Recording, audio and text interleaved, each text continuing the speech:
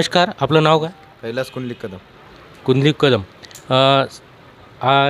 यावेळेस पुन्हा आपलं बाबूराव कदम आणि माधवराव पाटील यांच्यामध्ये रंगत आहे निवडणुकीची. तर त्यांच्याबद्दल काय मत आहे? बाबूराव कदम वापस निवडून येतील का? येतील 100% येतील बाबूराव कदम. मागच्या वेळेस त्यांना 2 नंबरला राहावं लागलं होतं. यावेळेस त्यांचं काय? 1 नंबरला राहतील यावेळेस. त्यांना शिवसेनेतर्फे उमेदवारी देण्यात आलेली आहे, शिवसेना शिंदे गटातर्फे. तर यावेळेस पुन्हा एकदा मागच्यापेक्षा जास्त मते त्यांना मिळतील का? मिळतील 100% जास्त मतदान मिळतील या बारीला. मिळतील. बाबूराव कदम यांचे त्यांच्या मतदारसंघामध्ये कामं काय काय आहेत? खूप कामं आहेत. आपले रोडचे ठेके, आपले गरिबांना हे दवाखान्यात मोफत सुविधा, शिबिर आणि भरपूर कामं रोडचे केलेले आहेत. अनेक कामं केलेले आहेत त्यांनी जनतेसाठी. तुम्हाला वाटते की बाबूराव कदम आमदार झाल्यानंतर अजून हे जी कामं केलेली आहेत ती अजून मोठ्या प्रमाणात करू शकतील? करू शकतील. आणि आपले जे विद्यमान आमदार आहेत माधवराव पाटील, त्यांचे काय काय कामे आहेत तिथे? त्यांची कामे म्हणजे त्यांनी इकडे वळूनच बघलं नाही ना, त्यांचे कामच काही नाही. म्हणजे या मतदारसंघामध्ये त्यांची कामं शून्य आहेत. शून्य आहे. रस्त्यांची, पाण्याची तुमची समस्या सुटलेली आहे? नाही, काहीच नाही. सुटलेली नाही. अच्छा. तुमचं नाव काय? हनुमंत दादाराव कदम. काय वाटते, बाबूराव कदम पुन्हा निवडून येतील? बाबूराव कदम 100% पुन्हा निवडून येतील. मागच्या वेळेस बाबूराव कदम यांना 2 नंबरला राहावं लागलं होतं. त्यांनी अपक्ष लढत दिली होती, तर त्यांची लढत ही एकदम लक्षणीय होती. यावेळेस काय वाटते, शिवसेनेतर्फे ते निवडून येतील? 100% निवडून येतील यावेळेस शिवसेनेतर्फे. कारण की सुभाष वानखेडे यांची साथ आहे ज्यांना यावेळेस, बाबळीकरांची साथ आहे आणि खूप मोठ्या नेत्याची साथ आहे ना. एकनाथ शिंदेचा वरून हात आहे पुन्हा. त्याच्यामुळे 100% निवडून यायची खात्री आहे. बाबूराव कदम यांचे त्यांच्या मतदारसंघामध्ये कामं काय काय? कामं खूप आहेत ना सर. त्यांनी आता 3 उद्यानं मंजूर करून आणली आहेत. पुलं केले सापटी, हे पुलाचे कामं आणली आहेत. आरोग्याचे खूप त्या वर्ध्याला शिबिर घेऊन वर्ध्याला यायला त्याला दवाखान्यासाठी पेशंट नेले तर. आणि खूप कामं आहेत, सांगायसारखी खूप कामं आहेत. आणि माधवराव पाटील जे विद्यमान आमदार आहेत त्यांची काय कामं? त्यांची कामं तर तेच सांगत असतील, तर आपल्याला तर काही दिसली नाहीत. ते म्हणत असतील आम्ही हे केलं ते केलं, ते आमच्या इकडे काही दिसले नाही बा. आमचा मुलगा बिमार पडला होता, साहेबांना स्वतः आणलेलं डिलिव्हरी होता बा रामू. तर साहेबांना आम्हाला माहिती नव्हतं, त्याने स्वतः दवाखान्यात निघायला आणलं. स्वतः मदत केली? स्वतः मदत, आम्हाला माहितीही नव्हतं. आता ओला दुष्काळ पडला होता, जे आता पाऊस पडला होता, त्यावेळेस काही कामे? त्यावेळेस काही काम म्हणजे भरपूर सर्व शेतकऱ्याच्या बांधावर सर गेले तर साहेब गेले तर. आणि हे आमचे चालू आमदार तर काय विम्याचा निधी का आला नाही, काचाच आला नाही ना. त्या आमदाराचं काम होतं बा आमच्या इकडे विमा द्यावा, गेल्या वर्षीचा काही काम केलेच नाही. आता आपल्यासोबत काही ऑटो युनियनचे लोक आहेत निवगा बाजार येथील, त्यांचं आपण मत जाणून घेऊ. तुमचं नाव काय दादा? दयानंद नागराव गायकवाड. काय वाटतं यावेळेस कोण येईल निवडून? ते निवडून यायचं काही असो, माझं जे विकासाचे जे कामं आहेत, शाळा झालं, कॉलेज झालं, ITI कॉलेज झालं, डॉक्टर नाही, वकील नाही, कोणते कॉलेज इकडे तयार नाहीत. निवडूनचा तर विषय जाऊ द्या हो. या चोराचा चोर बाजार लई झाला. या चांगला उमेदवार आम्ही निवडून देणार, मात्र हे पहिली कामं यायनं करावं. आपले विद्यमान आमदार जे आहेत त्यांचे काही कामं या क्षेत्रात? त्यांचे घातन कामं पहिली कामं झालेली आता या 5 वर्षामध्ये ती कमी पडली.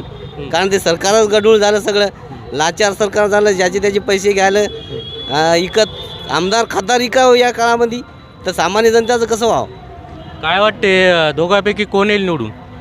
आताच काही आम्ही सांगू शकत नाही, मात्र जे विकासाचं काम कराल ते नक्की निवडून येणार. आता दोघांनी आश्वासन दिलं असेल ना? आश्वासन तर असे खूप कोऱ्या कागदावर द्याले हो, मात्र करून कोणी दाखविलं ना. मग दोघांपैकी कोणाचं आश्वासन तुम्हाला भावलं? दोघांपैकी कोणाचंच आश्वासन नाही. जे जेव्हा निवडून येईल तेव्हा जे कामं कराल तेव्हा आम्हाला. आता हे गाव बाबूराव कदम यांचा गड मानल्या जाते, तर तुमचं मत बाबूराव कदमला आहे का? ते गड कोणाचाच नाही, जे कामं कराल त्याचा गड. असा नाही की बा याचा गड आणि त्याचा गड. कारण प्रत्येकाला अधिकार मतदानाचा आहे, ज्याच्या त्याच्या मनानं द्यायचा. गड म्हणून नाही कोणाचा.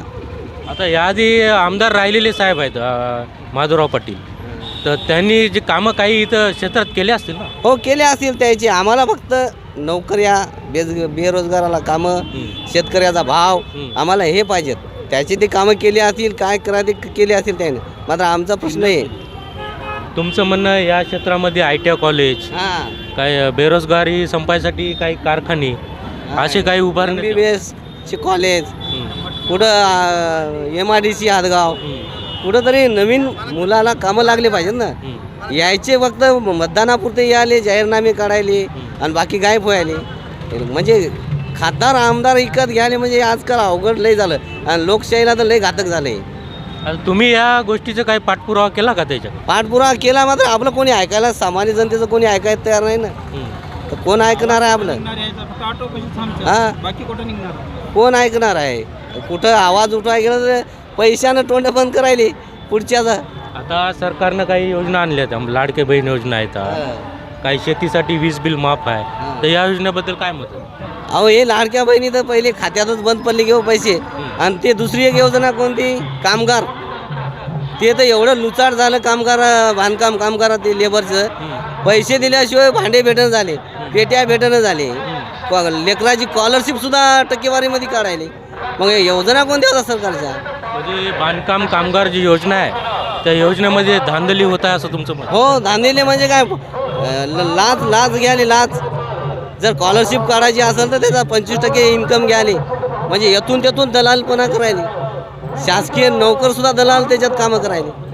म्हणजे एवढं अवघड झालं लोकशाहीला, तर सामान्य जनतेचा विचार कोण करणार आहे? साधं मी जर म्हणलं पेटी मागाय, मग पेटी तर नाही हो, पेटी आणायसाठी मला 600 रुपये मागितले. पेटी आणायला? पेटी आणाय 600, भांडे आणाय 1000, स्कॉलरशिप टाकायला 25% रक्कम.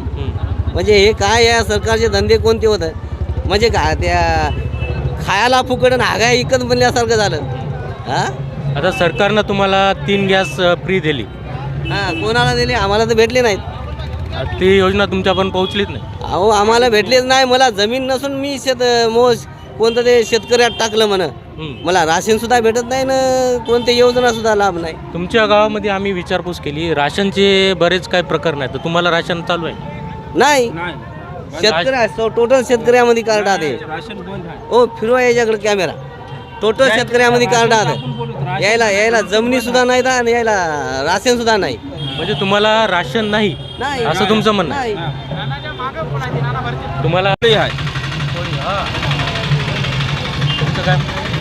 बाबूराव पाटील 100% निवडून येतील. काय कारण? कारण त्याने भरपूर कामं केलेली आहेत या भागामध्ये. त्याचे नदीवरचे पाटबंधारे, सिमेंट रोडची कामं मोठाली केलेली आहेत. मी काळेश्वर इथून बोलत आहे. आमच्या इथं 8 कोटीचं काम बाबूराव कदमनं दिलेलं आहे. काळेश्वर मंदिराला? काळेश्वर हो. बाबूराव कदम येतील असं तुम्हाला वाटतं? वाटते आम्हाला. तर काही टेलर बांधव आहेत, त्यांना आपण त्यांची मतं विचारू. काय वाटते काका, यावेळेस कोण निवडून येईल? आमच्या इकडे बाबूराव साहेब. बाबूराव साहेब कारण? माणूस चांगले आहेत ते आमच्या भागाकरता. आपले जे आमदार साहेब आहेत ते देखील त्यांच्या आमदार साहेबाला बी काँग्रेसकडून तिकीट पुन्हा मिळालेलं आहे, त्यांच्याबद्दल? आमदार साहेबाला 2 वेळ दिले निवडून आहे. मागच्या माधवराव पाटलालाच मतदान केलं 5 वर्ष. आता हे बाबूराव साहेब. तुम्हाला वाटते पुन्हा आता संधी बाबूराव साहेबाला द्या? काय बाबूराव साहेबाची काय काय कामं आहेत ती? कामं चांगली केली त्याने इकडं आमच्या इकडं. चांगली कामं. माधवराव पाटलाला दिलं, 2 वेळेस निवडून दिलं. आता एकदा नवीन आमचं बाबूराव साहेब. अच्छा, म्हणजे विद्यमान आमदार आहेत ते दुसरे 2दा निवडून आलेले आहेत. त्यांचे कामं इकडं काय ठळक सांगू शकाल असे? याने कामं केली. मग आमच्या भागातले असल्यामुळे आम्हाला यावर्षी यालाच मतदान केलं. बाबूराव कदम निवडून या असं तुमचं मत आहे. तुम्हाला काय वाटतं भाऊ? नाव काय? विनोद कदम. काय वाटतं कोण निवडून येईल? बाबूराव कदम म्हणजे वाटतं. कारण? कारण कामं चांगली आहेत त्याची. ग्रामीण रुग्णालय मंजूर केलं इथे निवग्याला त्यांनी. त्याच्या आरोग्याचा प्रश्न सोडवला आणि बरेच कामं आहेत. हे पैनगंगा नदीवर त्यांनी बंधारे पुलाची कामं आणले ते. माणूस चांगला आहे, व्यक्तिगत आहे माणूस, चांगली स्वभाव चांगला आहे त्याचा. यावेळेस लोकसभेला ते 2 नंबरला राहिली होती आणि मागच्या वेळेस देखील अपक्ष असून ते 2 नंबरला राहिली होती. तर यावेळेस त्याला निवडून देण्याची तुमची इच्छा आहे असं? हो, यावेळेस निवडून द्यायची इच्छा आहे त्यांची. यावेळेस काँग्रेसचे माधवराव पाटील आहेत, त्यांची काही कामे या क्षेत्रात? नाही, त्यांच्या कार्यकाळात तेवढा विकास झाला नाही इकडे त्यांची. विकास झाला? तुमच्या रोडच्या पाण्याच्या समस्या मिटल्या? नाही मिटल्या नाही.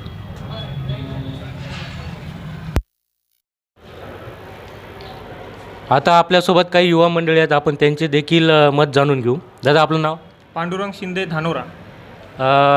तुमच्या इकडं बाबूराव कदम आणि कोण माधवराव पाटील यांच्यामध्ये रंगत पाहायला मिळत आहे.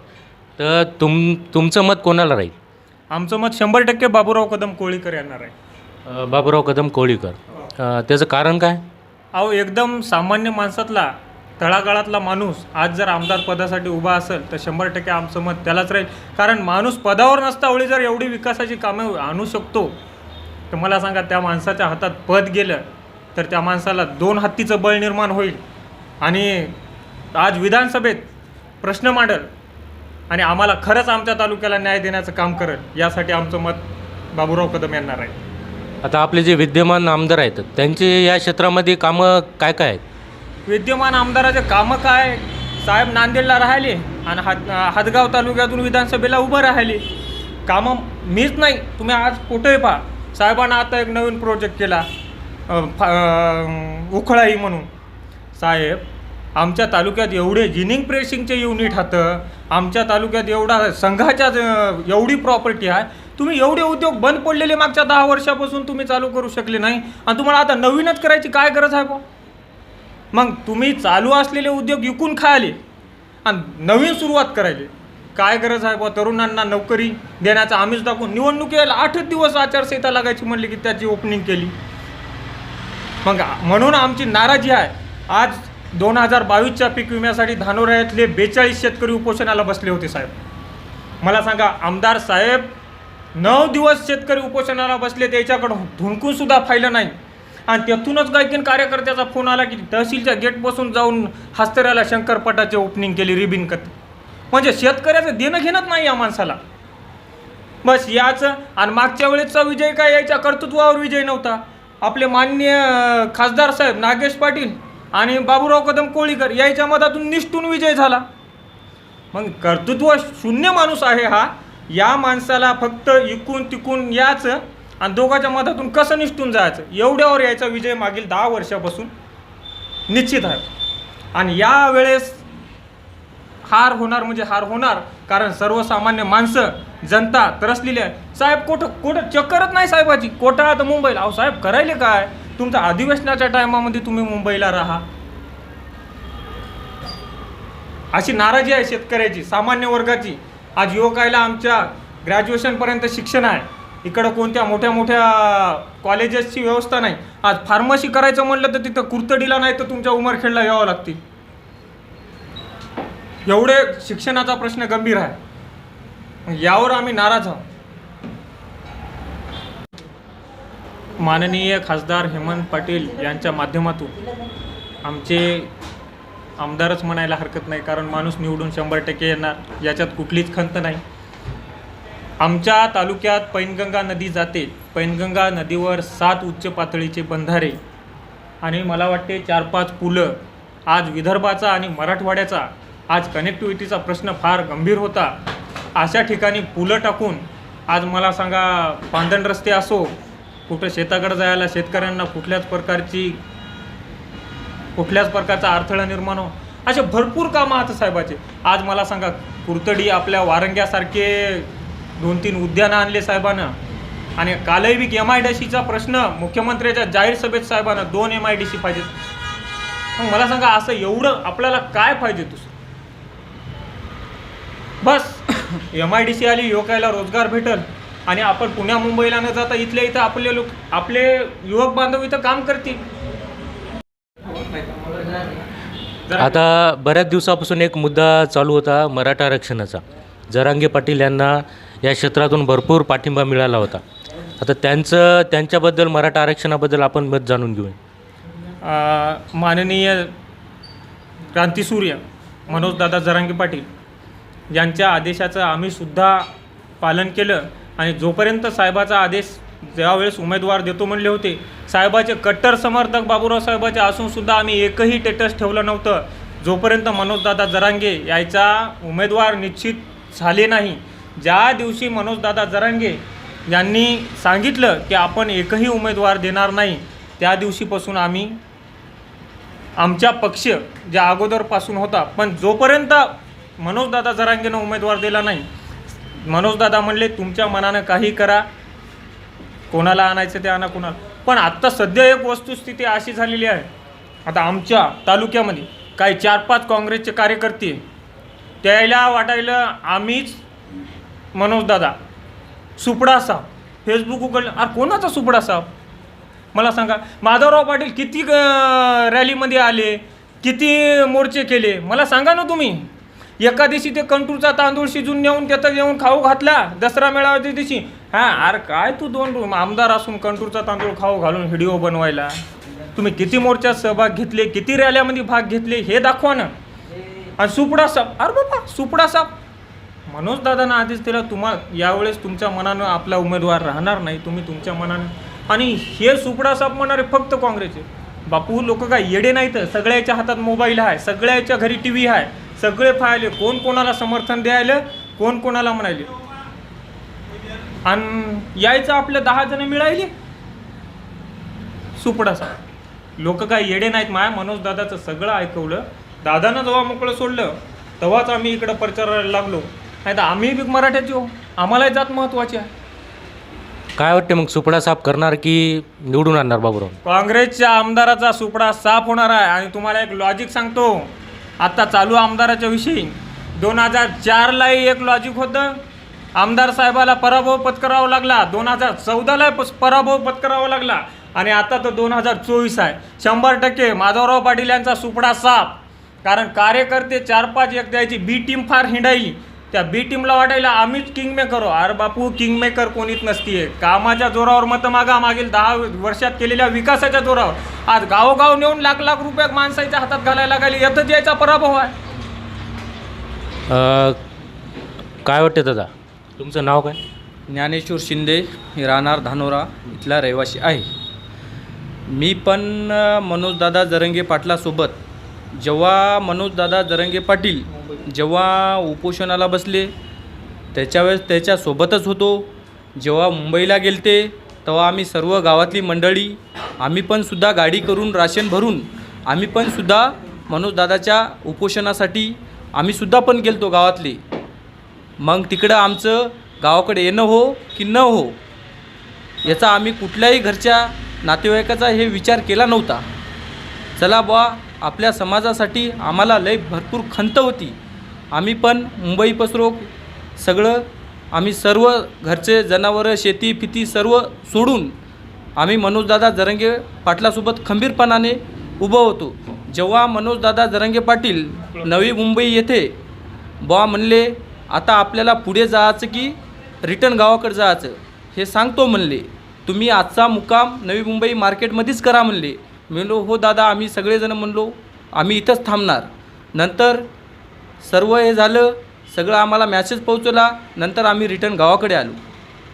तर आमच्या हदगाव हिमायतनगर विधानसभेमध्ये यांना वाटायलं मनोजदादा जरांगे पाटलाच्या नावाखाली हे काँग्रेसवाले फक्त यायला एवढीच फावटी भेटली की बा मनोजदादा जरांगे पाटलाचं नाव मधात घालायले मतं थोडं काही बदल होईल का वाटायला यायला. मात्र असं कदाचित आमच्यासारख्या मराठा समाजाच्या व आम्ही असं कधी यायच्या भूलतापाला बळी न पडता आम्हाला माहीत आहे बाबूराव कदम कवळीकर साहेब मुंबई येथे पण उपोषणाला सोबत होते, आंतरवालीला सराटीला येते सोबत होते. हर एक सर्व कोण्या बी आमच्या समाजाच्या कार्यक्रमाच्या वेळेस सर्व समाजाच्या कोणत्या बी असो सर्व समाज एक याच्यासोबतच आम्ही सर्वजण होतो. बुवा साहेबांना आम्हाला वेळोवेळी मार्गदर्शन केलं. आणि साहेब आता असे सुद्धा म्हणले, आम्ही कोण्याही जातीच्या याला म्हणजे आरक्षणाला कोण्याच्या समजा आम्ही काढणार नाही कुणाचंही, जे आहे ते आपल्या समजा हक्काचं न्यायाचं मांडूता. आणि आम्हाला अशी सुद्धा त्याने ग्वाही दिली साहेबानं, बुवा विधानसभेमध्ये मी तुमचा आवाज उठवणार, मराठा समाजाचा पहिला प्रश्न आहे असा मांडलेला आहे. साहेब हे नक्की यावेळेस विजय होणार. आपल्या इकडं जेव्हा पूरस्थिती निर्माण झाली होती त्यावेळेस कोणकोणत्या नेत्यांचे दौरे झाले, कोणी कोणी तुम्हाला मदत केली? आमच्या इथं पहिल्यांदा माधवराव पाटील जवळगावकर यांनी येऊन पूरग्रस्त भागाची पाहणी केली, गावाला चक्कर मारली आणि निघून गेले. त्यानंतर नागेश पाटील आष्टीकर साहेब हे सुद्धा आलते, हे सुद्धा गावाला चक्कर मारली निघून गेले. त्यानंतर त्यांचे चिरंजीव कृष्णा पाटील आष्टीकर हे सुद्धा आलते, यांनी गावाला चक्कर मारली निघून गेले. त्यानंतर बाबूराव कदम साहेब कवडीकर हे सुद्धा आलते, यांनी परिस्थिती पाहून गोरगरिबाची परिस्थिती पाहून यांनी पूर्ण घरात पाहणी शिरल्याच्या नंतर यांनी 110 कट्टा तांदळाचा ताबडतोब आणून धानोऱ्यामध्ये दिलेला आहे. व माधवराव पाटील जवळगावकर यांनी एवढंच पाहिलं की धानोऱ्यामधले पुढच्या विधानसभेसाठी जनता आपल्यासाठी मतदानासाठी वाहून गेली की राहिलेली आहे, हेच माधवराव जवळगावकर साहेबांनी पाहिलं. आपल्या मतदारसंघात ज्या ज्या गावाला पूर गेला, ज्या ज्या गावाला पूर गेल्याच्या नंतर त्यांनी नुसती पाहणी करून निघून मुंबईला गेले. यांनी कोण्याही पूरग्रस्त शेतकऱ्यांना काहीही मदत केलेली नाही. म्हणजे विद्यमान आमदार किंवा खासदार यांची तुम्हाला मदत झाली नाही जेव्हा पूर आला त्यावेळेस? काहीही यांनी मदत केली नाही. यांनी फक्त मतदानासाठी धानोरा नगरीतील मतदार वाहून गेला का हेच पाहणी केली. त्यांनी शेतकऱ्यांसाठी वरच्या स्तराला काही मागण्या केल्या नाही का? यांनी काहीच मागण्या केल्या नाही. आणि आमच्या पूरग्रस्त ज्या घरामध्ये पाणी गेलेलं आहे त्या घरात अर्ध्याच लोकांना पैसे मिळाले, अर्ध्या लोकांना अनेक पैसेसुद्धा मिळालेले नाहीत. यांनी कोण्या तहसीलदाराला फोन लावला नाही की बुवा या राहिलेल्या लोकांचे पैसे काहून मिळाले नाही. यांनी काहीही विचारपूस केली नाही. आणि या लोकांना कोणता तहसीलदार विहीन झाला, कोणता तलाठी विहीन झाला, यांची कोण्याच प्रशासनावर वचक राहिलेली नाही.